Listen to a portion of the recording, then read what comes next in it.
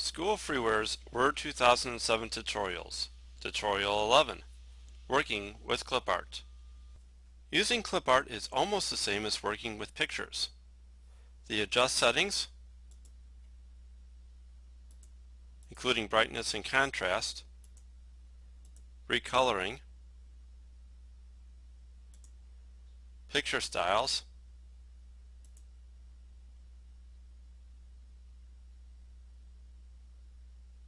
picture borders,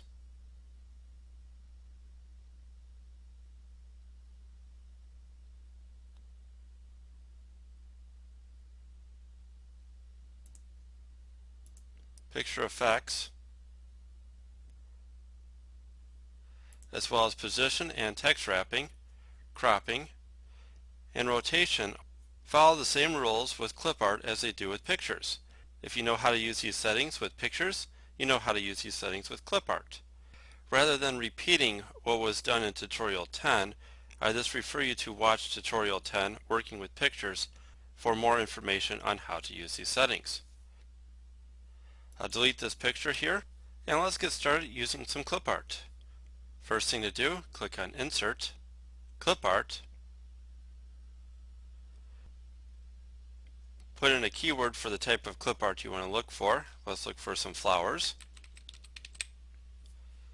Search in. I have set for Everywhere, which includes My Collection, Office Collection, and Web Collection. You need to have a current internet connection to search the web collections. Next, the result should be within.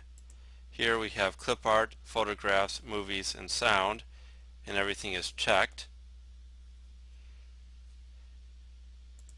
So let's go ahead and search for flower. Okay, here comes all the flowers. And here's the flower that I want to work with. I'll just click on the flower once, and it goes into the Word document. One little feature that ClipArt can do that pictures really can't do, first of all, you'll find in the Home tab rather than the Picture Tools tab.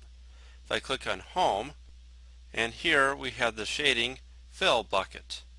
If I click on the Shading Fill bucket, I can select the colors that will fill the background of the particular ClipArt.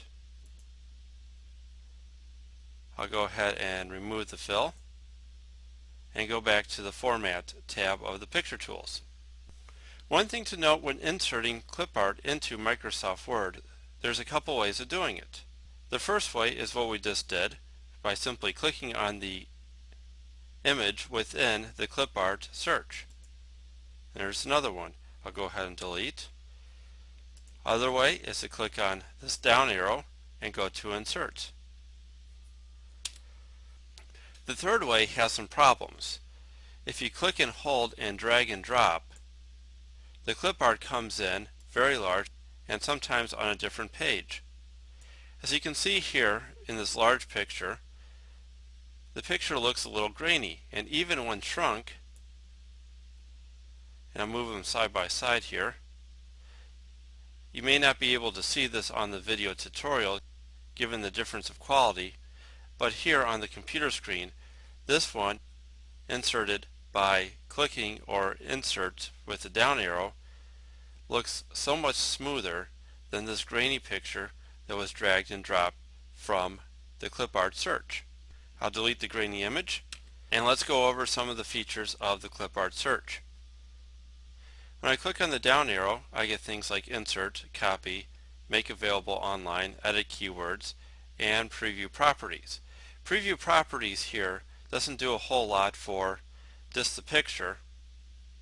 This shows me the picture and some of the keywords. I can't edit the keywords at this time as long as the picture is currently located, as you see here, on the internet.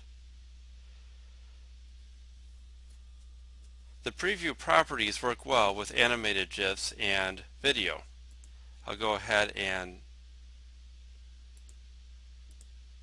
uncheck these sounds and movies, and let's go see if we can find an animated GIF. I'll search for hula, And here the hula dancers should pop up. They're not at this time, but let's take a look at the preview properties. And here you can see the animated hula GIF dancer.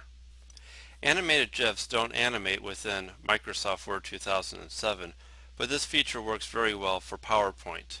I'll close this down,